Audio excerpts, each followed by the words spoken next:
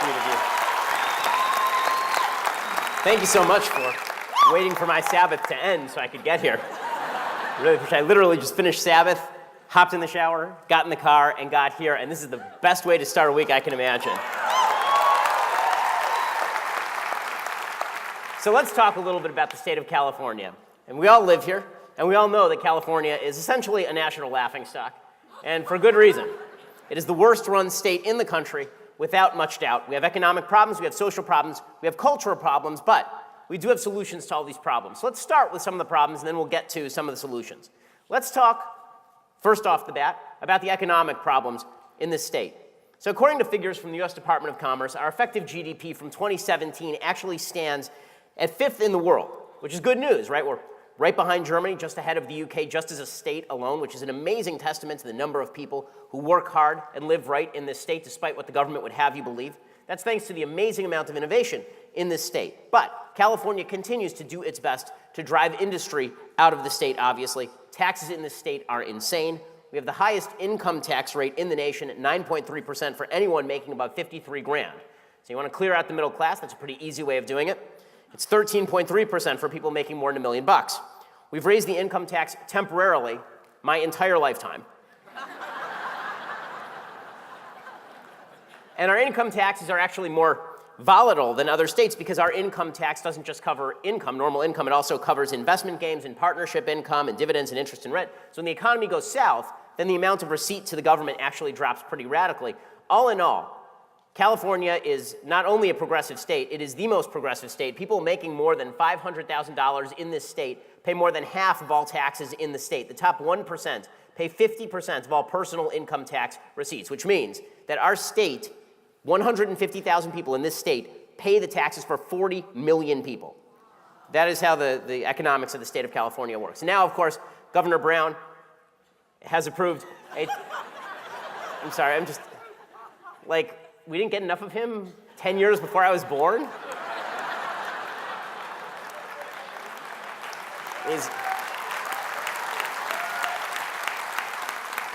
The state has so many new ideas that we're like, you know what would be a great idea?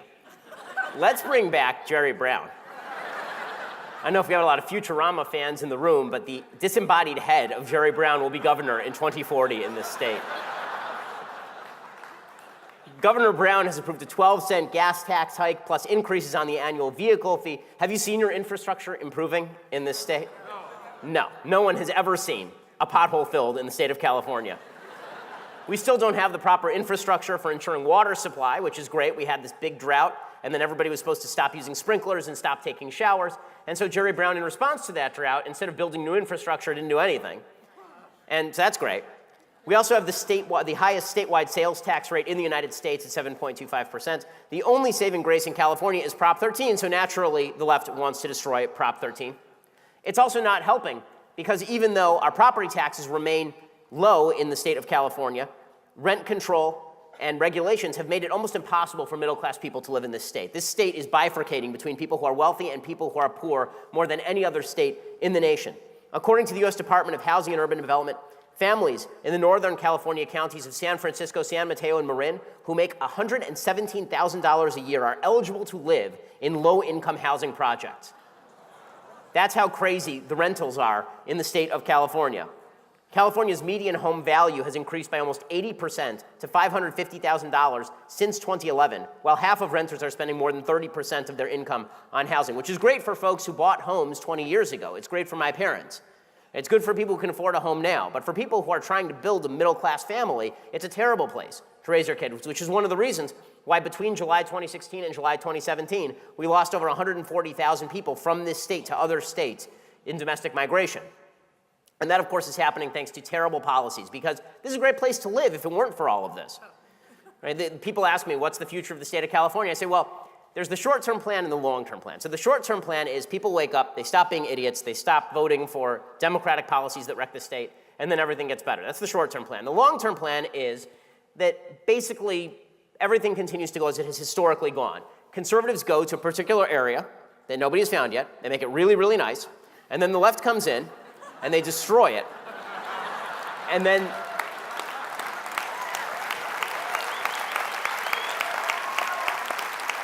And then conservatives move to another area, not quite as beautiful. And then the left figures out that they've destroyed the area they were in, and then they move, like locusts upon the land. They move to the place where the conservatives are next. So they'll move to Texas, and they'll wreck Texas. And then conservatives say, okay, what's left? You know, like Wyoming? Okay, fine. And then they all move up to Wyoming, and they continue to make Wyoming awesome. And then the left follows them to Wyoming. The good news is, by this point, California has been completely abandoned. So then we just come right back in, take over Barbara Streisand's house, and we make the state great again.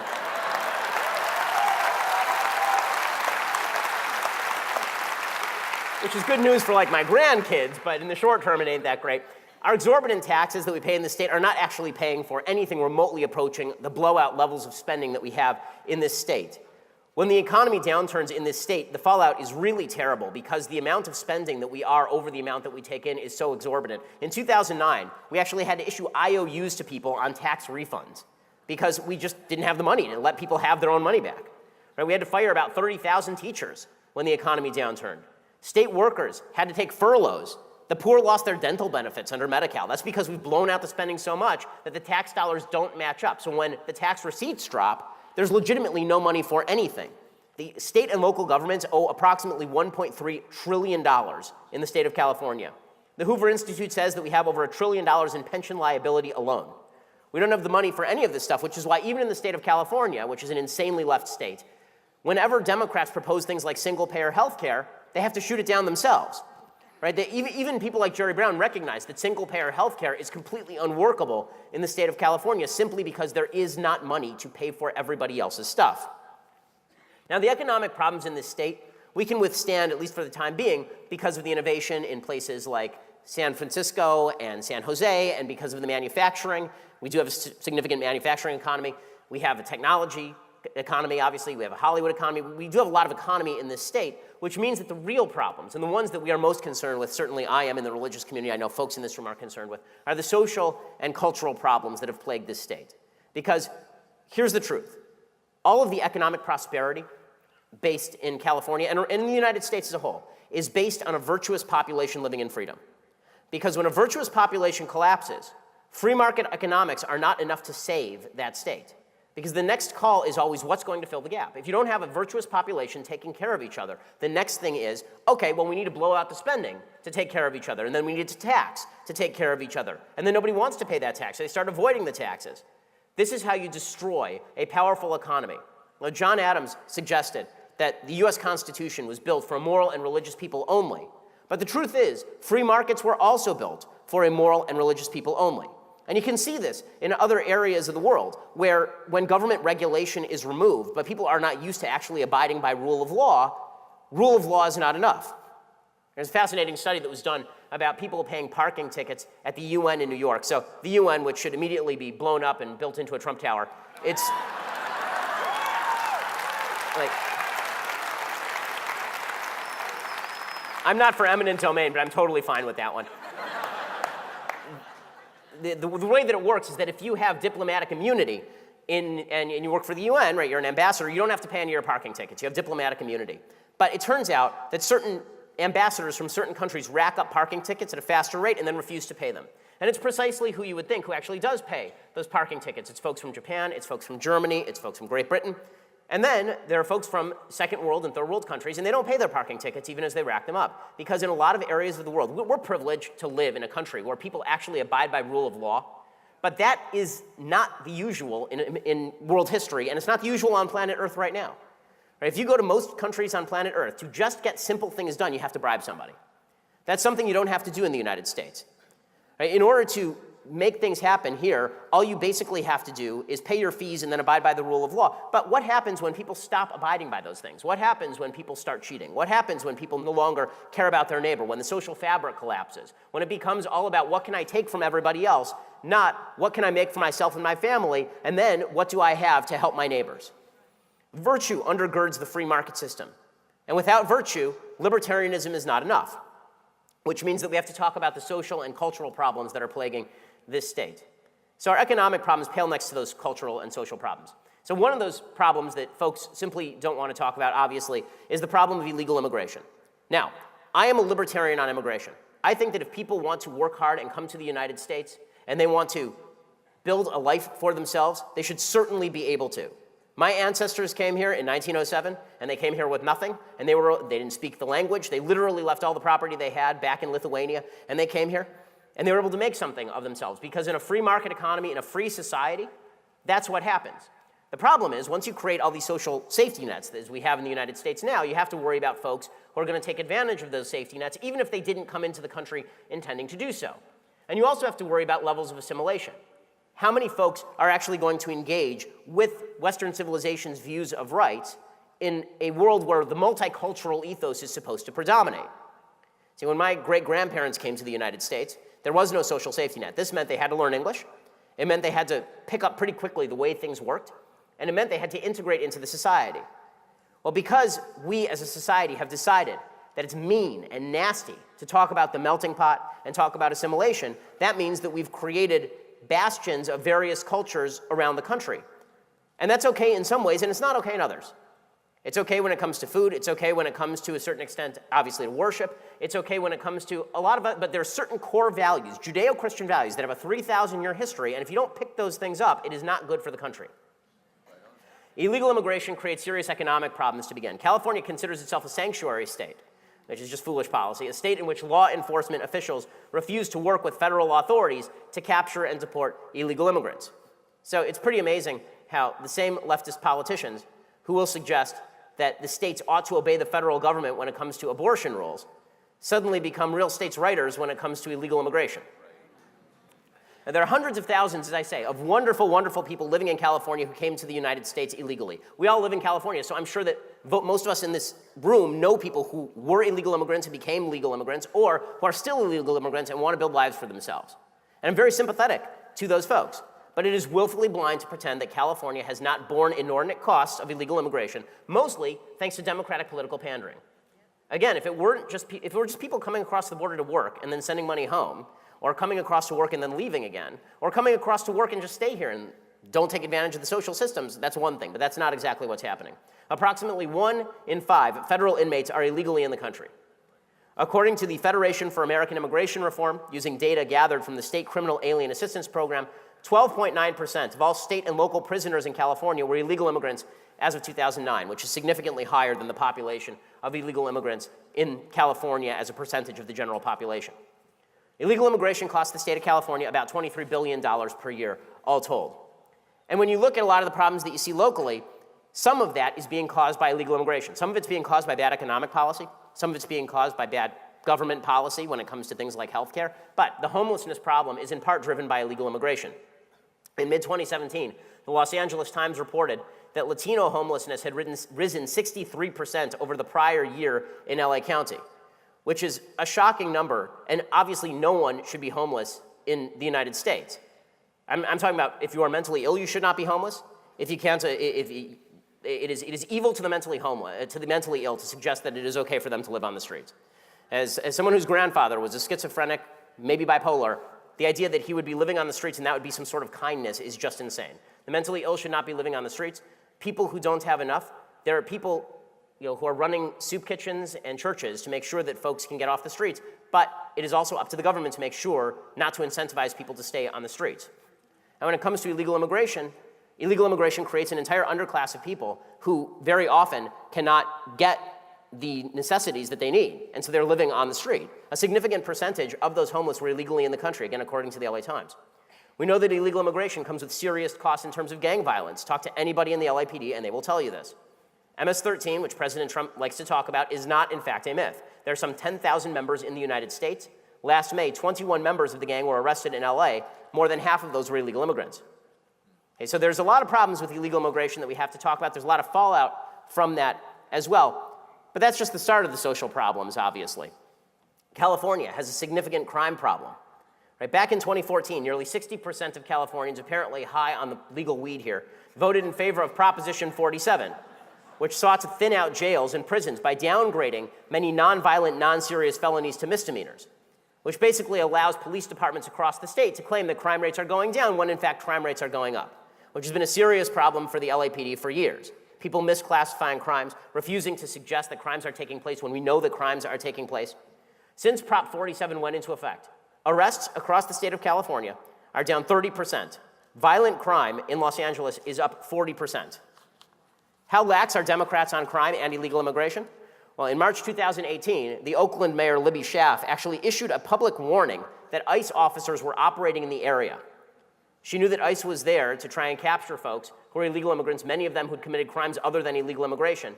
And she issued a public warning to illegal immigrants saying ICE officials were operating in the area. Within a month, 3 went on to commit serious crimes, including robbery, drunken driving, and spousal abuse.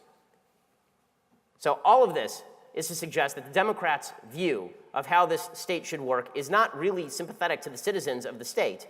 It is more sympathetic to broader concerns about winning new voting populations. Okay, and that is inappropriate.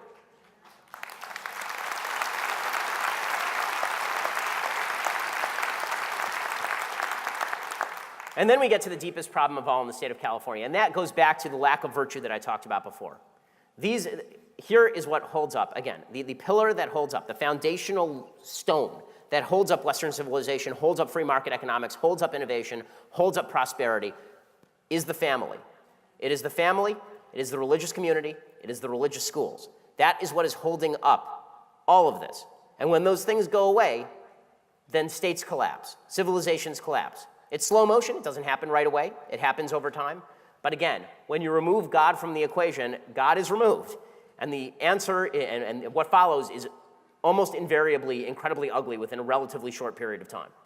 The state of California has decided that God must be forcibly expelled from the state, and particularly Democrats in the state legislature. And this is true on issues ranging from same-sex marriage to abortion. Now, when it comes to same-sex marriage, I've always suggested that one of the big problems is that as soon as same-sex marriage was legalized in this state, the next move by Democrats would be to basically outlaw religious institutions. That the next move would be to say to churches, you can no longer have 501c3 status because you are discriminating against same-sex couples. That religious schools would be forced to violate their own precept or lose their 501c3 status. And then, if they weren't 501c3s and they were operating as normal corporations or normal LLCs, they would then be subject to state anti-discrimination laws, which means they could be shut down. And it will not stop there. Then the state will determine that if you teach religious values in your own home, you're teaching discrimination in your home, and you have not met the basic function of education, and therefore homeschooling will be next on the list. Okay, this is the way this is going to go for the next 10 to 15 years in this state. And it's starting extraordinarily quickly. And it's not just true on same-sex marriage. Okay, it's also true on issues like transgenderism, where the state of California is pushing hard the notion that men and women are identical, which is absolutely asinine and ascientific. It is anti-scientific.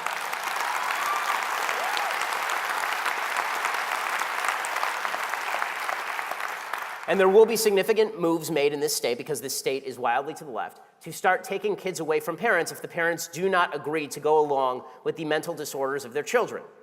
If they seek solutions to mental disorders like gender dysphoria or gender identity disorder. If your 5-year-old comes home from school one day and he's a boy and he says, I want to be a girl, and you say, well, that's not a thing. And now we're going to, go see a psychiatrist, or we're going to talk about this, or maybe you don't even have to do that. Maybe your kid is just 5 years old and doesn't know anything, because 5-year-olds are dumb. Okay,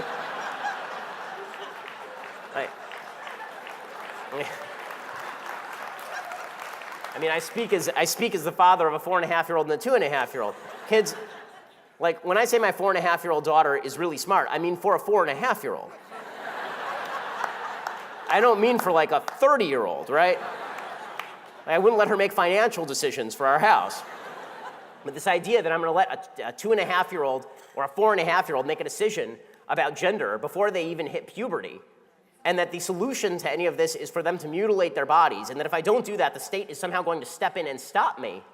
Okay, this is the kind of stuff that's going to drive every religious person in the state and every sane person in the state out of the state forthwith.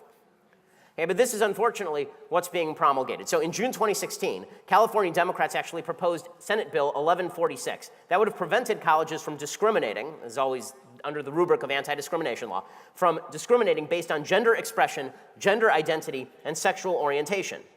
Representative Ricardo Lara, who's one of the most radical members of the California Assembly, he said, these universities have a license to discriminate, and students have absolutely no recourse. Addressing this issue is long overdue. Now, if that had become law, then the next move would have been to shut down religious colleges.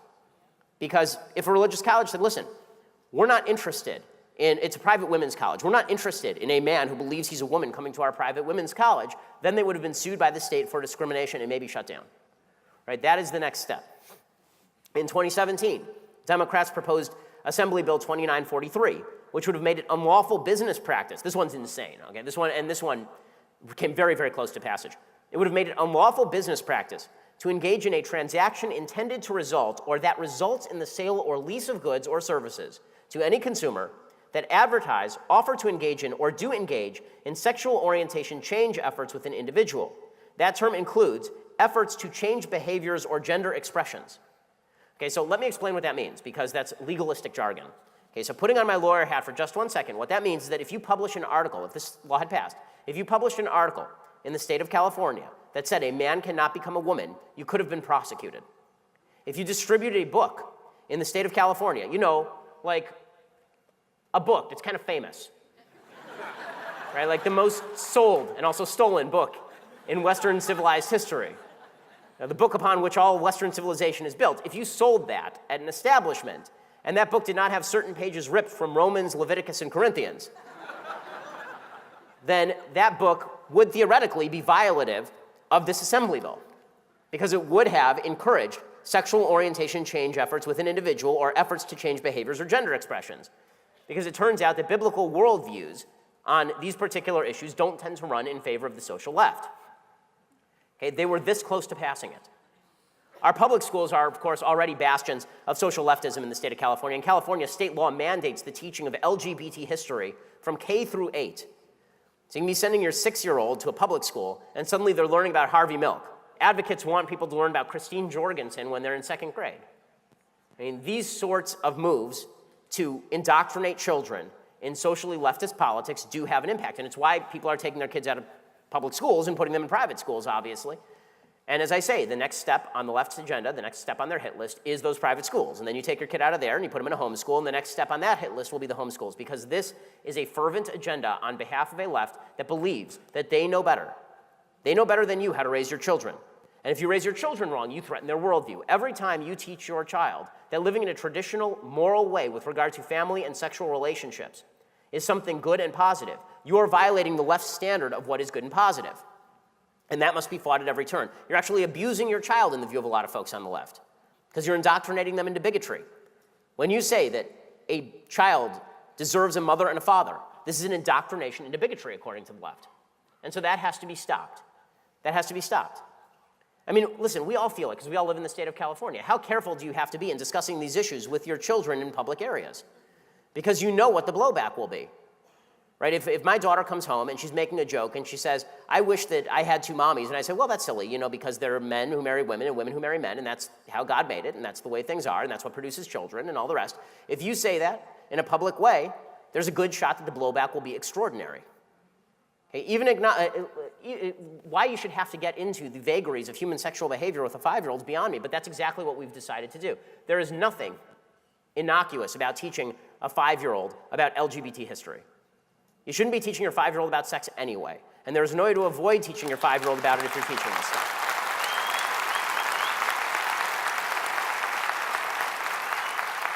That is not a religious point of view. That is a fully secular point of view. Teaching kids about sexual relations at 5 years old of all types is a good way to wreck your kid. Okay. In California, Democrats have already started attempting to remove nonprofit status from youth groups. You remember they went after the Boy Scouts just a couple of years ago, because the Boy Scouts was supposedly discriminating against gays and lesbians, because the rule in the Boy Scouts was that they didn't have gay scout leaders. And so the state of California, this is one of the reasons the Boy Scouts changed their rules. The state of California attempted to remove the 501c3 status from the Boy Scouts, which is why the Boy Scouts changed their rules. And then, of course, the state of California has obviously been leading the way when it comes to the pushing and the advancing of abortion. The state of California wants to force doctors to perform abortions or prescribe abortions regardless of their religious worldview. This will drive doctors out of the business, religious doctors out of the business. It will drive religious pharmacists out of the business, and that is the goal. The goal is to have a one-party state. And the way that you do that is you force religious people to choose between career and God, because we'll choose God every time, and the left knows that, and so they want to force that choice.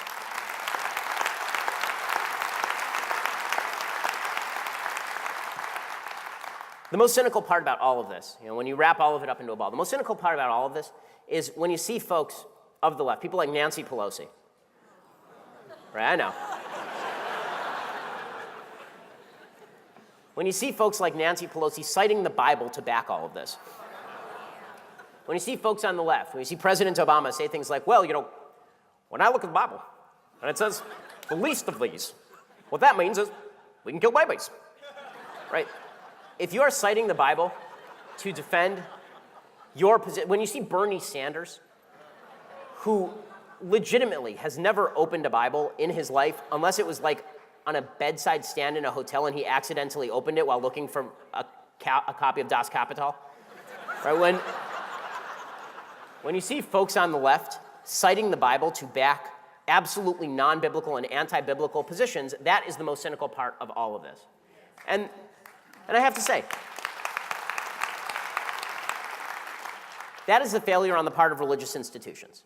Right? That is a failure on all of our parts, Jewish religious institutions, Christian religious institutions, to teach the eternal values that make Western civilization great in the first place. Because anybody should be able to look at Nancy Pelosi or Bernie Sanders citing the Bible and say, what in the hell are you, what?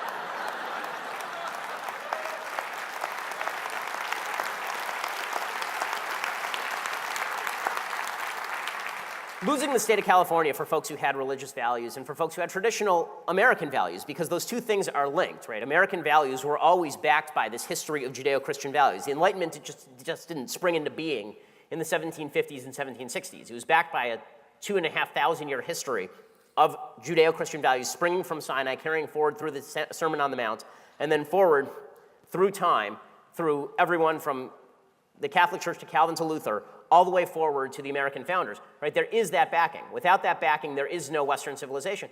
Those values have been overturned, rooted out over time. And the result of that has been a generational shift in the state of California and in America as a whole, which means that it's going to take a generational change. Anybody who says that we're one snap of the fingers away from all of this changing is fibbing to you. We're not. Now, the truth is that there's a lot of sympathy for conservative positions in the state of California. People just don't know it, because the minute you say Republican, the Democrats have done such a great job of labeling everybody a Republican, racist, sexist, bigot, homophobe, that nobody actually listens to what the Republican Party has to say anymore. But there is actual support for a lot of conservative positions. So, for example, there's an April 2018 poll from the Haas Institute. It found that 70% of Californians agreed that immigrants strengthen America, but 59% also backed an increase in deportations, which are both positions that are perfectly consonant, right? Immigrants do strengthen America if they come through legally. Okay, a recent survey of more than 3,300 residents conducted by the Public Religion Research Institute painted a pretty grim picture. It estimated that close to 1/3 of all Californians and 47% of working residents are grappling with poverty, which means that the poll showed 2/3 of Californians advising young people to flee the state in order to find more opportunity elsewhere, which means there is room to run for California conservatives. But the way to run is to run against what the left has done. Yes. What is making me absolutely insane, and I said this to Neil Kashkari when he was running for governor a few years back, is people on the right in this state think that the way to run is to talk about things like education. If we just change the way we fund education in this state. No, all you have to do is point your finger.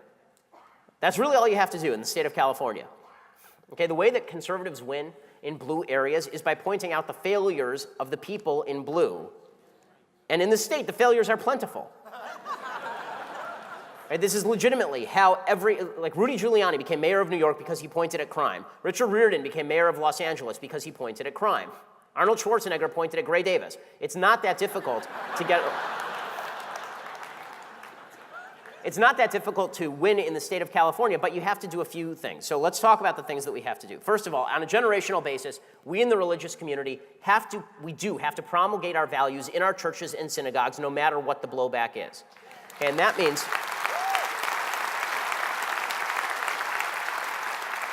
it means that when pastors and priests and rabbis get up there and they serve up warmed over mush about togetherness and how we're going to play guitar and have pizza afterward, and they don't say a word about the eternal, important values, even the divisive ones, that are present in the Bible, they are doing a grave disservice to both the Bible and their own constituents.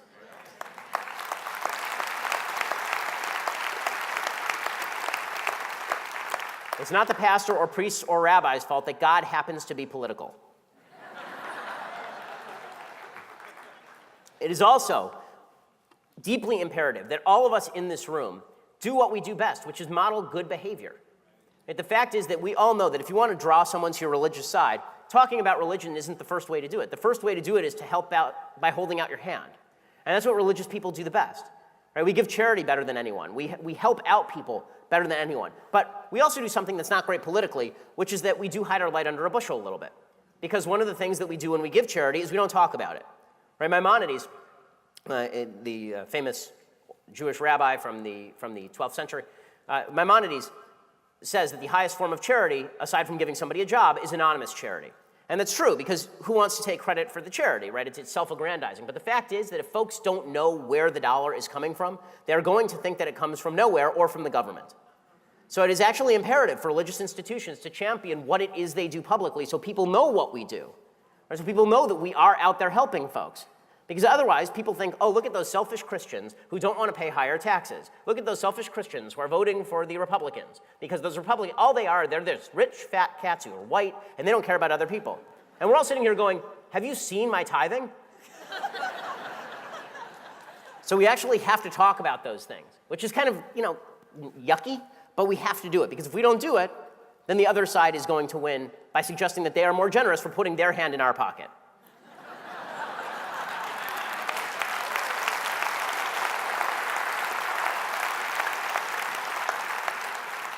We also have to forcibly fight back against charges of bigotry. So as I say, I think that the key argument that folks on the left make that is the most effective is they suggest that everybody on the right is a terrible, horrible, no good, very bad person. It's character attacks. It's not about policy. If the Democrats actually had to defend their policy in this state, they would be at a real loss because their policy sucks. Instead, what they do is they look at everybody on the right and they say racist, sexist, bigot, homophobe. And this requires some things of us. Number one, it requires us to remind folks that the strength of diversity can only be had when everybody does have a common goal. And that common goal can only be had when we share a common set of values. And that common set of values historically has been rooted in the eternal values that we've been talking about. Right? Diversity is wonderful in the context of those shared values. Outside those shared values, it's fragmenting. Okay, it's not me saying this. Robert Putnam, leftist sociology professor from Harvard, he said, when you see the diversity of a census tract rise, the only two things that rise along with it are TV watching and protest marches. But he said that's not true when he goes to church. When you go to church, then diversity is great because everybody is there and they bring all of their different cultures and all of their different ethnicities and all of their different histories and experiences to bear, but they're all praying to the same God and they're all championing the same values. Right? The folks who are praying together don't care what color the other guy's skin is. And that's something that we all ought to be showing.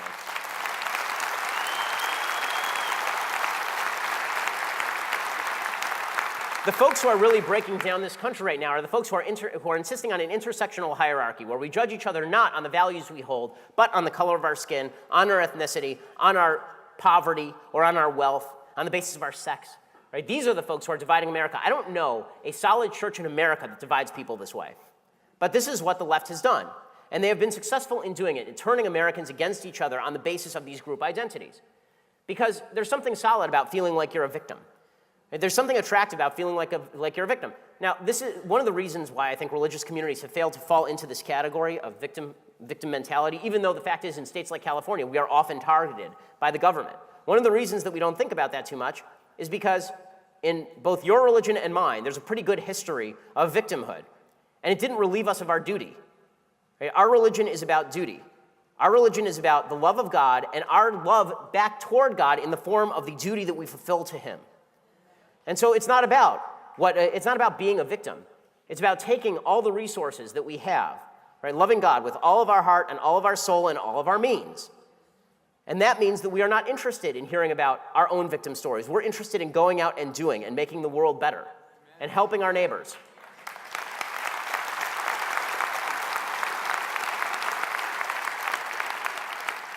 It also means being honest.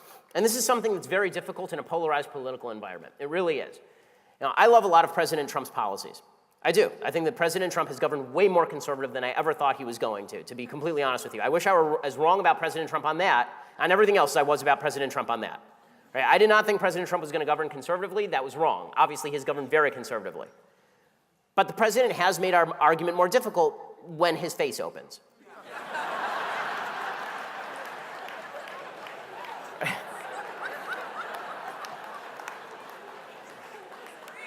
And we all know this, and we're among friends, so we're allowed to say it. I've said this among not friends, right? The fact is that it makes our job more difficult when the president says stuff that is difficult, when the president says stuff that it can be interpreted as racially tinged, when the president says stuff that is pretty obviously morally vile, right?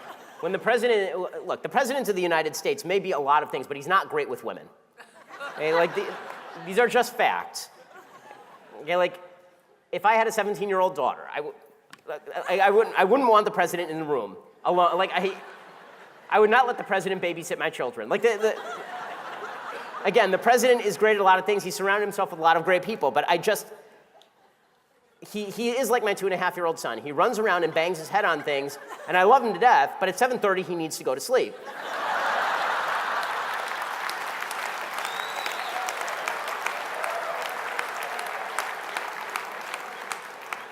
Now, the reason that I say this is not because, it's hard to make jokes about the president. Obviously, it's not.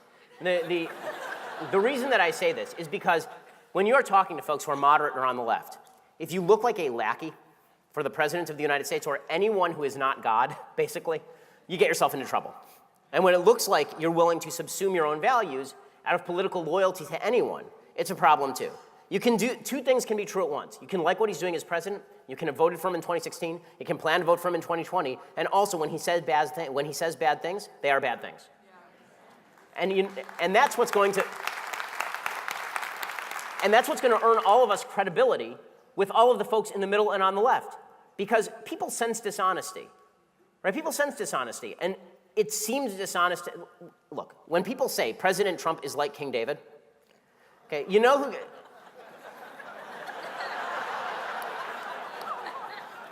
First of all, King David wrote the Psalms. Donald Trump did not even write The Art of the Deal. But beyond that, when pastors say, President Trump is like King David, everyone looks at that and laughs because it's a silly thing to say. Okay, the fact is that God gets to decide whether President Trump is like King David. It is our job to be Nathan. When King David decided that it was a good idea to strip another dude's wife and then send him off to battle to get killed on the front lines, Nathan the prophet came in and read him the riot act and threatened to take the kingship from him. Right? That is our job. Our job is to hold people accountable. And that, again, that doesn't mean go vote for a Democrat. God forbid. But it does mean that honesty is the best policy when it comes to this stuff, and this is particularly true among young people, okay? I spend most of my time talking to young people. I have about 1 million listeners a day, 1 million downloads a day on our podcast, which, when you measure it out, is a talk radio audience that is actually larger than the biggest talk radio shows in the country. 70% of the people who listen to my show are under the age of 35.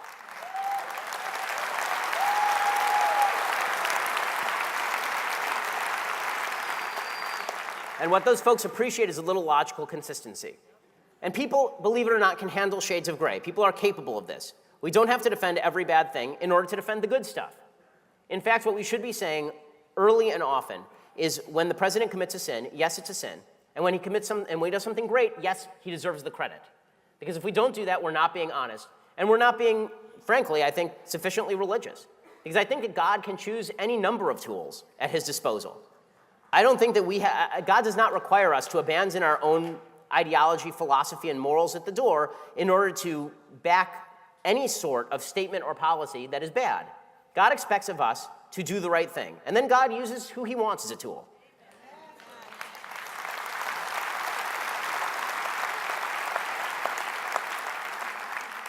So bottom line, if we're honest, and if we are good folks, and if we show a good example to the rest of the world, and if we are obvious about what we do, and if we hold out that hand, I think there are a lot of folks who can be won over. And then I think the final thing is that we have to have a little bit of faith that things are going to be okay. Because I do think that things will be okay if we continue to fight. Now, we talk about this being, a really horrible time. Okay, this is not a really horrible time. Okay, if you want to talk about horrible times in American history, okay, this one does not even rank in the top 10. It is a bad time for a lot of reasons. It's a bad time in the state of California because there are folks with bad values who are ascendant. But if we're going to talk about hope for the country, there's a lot of hope to be had. I mean, not just because the economy is good, but because there are a lot of people who are waking up to the polarization in the country and saying something is missing. I think that there are a lot of folks out there who are hungry for something that's meaningful and something that's powerful and something that means something to them. I think we are experiencing a crisis of soul in this country. People are realizing that there is a God-shaped hole in our hearts, and they've been filling it